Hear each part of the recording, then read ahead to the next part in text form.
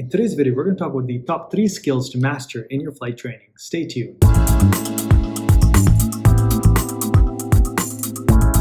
When you gain these skills, your winner effect turns on. You gain confidence, and you carry that confidence into your flight training. Other people who fly with you can actually see your confidence and start trusting you more. Let's talk about them now. The first skill to master is to learn to observe the weather. In ground school, you learn all the theory, different types of clouds, the different types of turbulence, different types of fronts. But what matters is how you piece it all together and apply it in real life. The best time to observe the weather is on your days off from flying. Look at the weather observation next time and see what the forecast is for the morning, for the afternoon, and the evening, as well as the next day. And then wait and see how accurate the weather prediction was. If you do this enough times, you'll start to see patterns.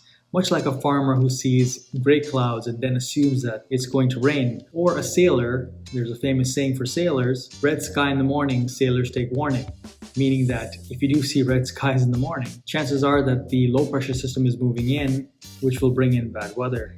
The average person looks at the weather just for the temperature or to see if it's going to be sunny on the weekend. But as a pilot, I want you to observe the weather for trends.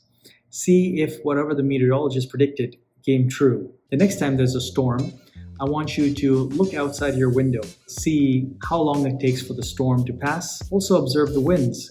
For example, if the storm is passing by at 100 kilometers an hour, moving in this direction, then you can assume in 1 hour, the storm will be 100 kilometers away. Then look at your map and then plot out where 100 kilometers is away from your city. And then now you can estimate where the storm is going to be. It's a good skill to master if you want to be a good pilot. A good pilot doesn't just take everything at face value. They question everything, they look at the information, and then they make adjustments if the weather forecast changes. The second tip I would recommend is to listen to live air traffic control communications. When you first learn how to fly, talking to air traffic control, ATC for short, can be very intimidating. You don't know what to say, and you don't want to sound foolish when talking and broadcasting on the radio. Instead of only talking to ATC when you fly, I would encourage you to listen to live broadcasts such as liveatc.net. Pick your favorite airport and then listen to the air traffic control communications. You'll notice that 90% of the time it's all the same communications, and you'll start to see a trend. It also helps with learning the phonetic alphabet and learning different call signs of airplanes and what pilots' intentions are. What matters at the end of the day is that you create a mental picture map of what's happening around you at the airport. You might hear one pilot requesting pushback clearance. That means they are at the gate. You might hear another pilot requesting taxi clearance, meaning that the engines have already started and now they just want a taxi. You might hear another pilot requesting takeoff clearance. That means they're about to take off. In aviation, we call that situational awareness. That is creating a mental picture in your mind of what's happening around you. It's very important for safety.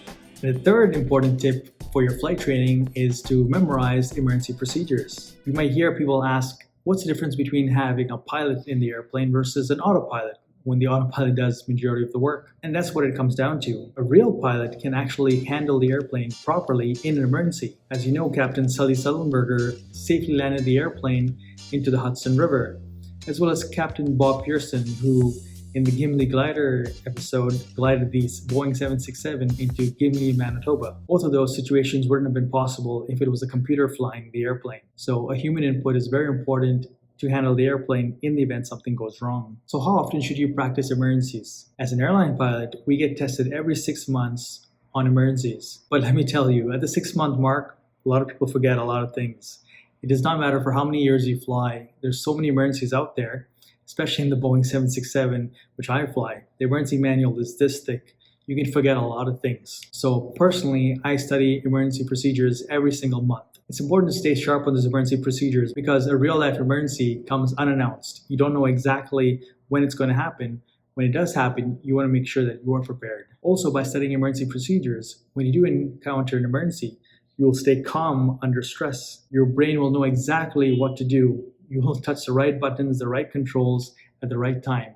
You've probably seen accidents where pilots who did not stay up on top of the emergency procedures did the wrong thing at the wrong time, and it caused an accident. So you want to ensure that you're always up to date and you're always refreshed in your mind about what to do in the event something goes wrong.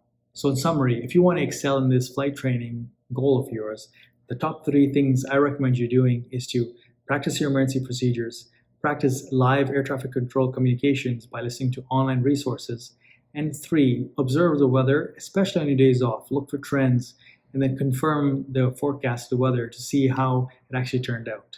As always, if you guys like these type of videos, please comment below, subscribe, hit the notification bell, and I'll see you next time.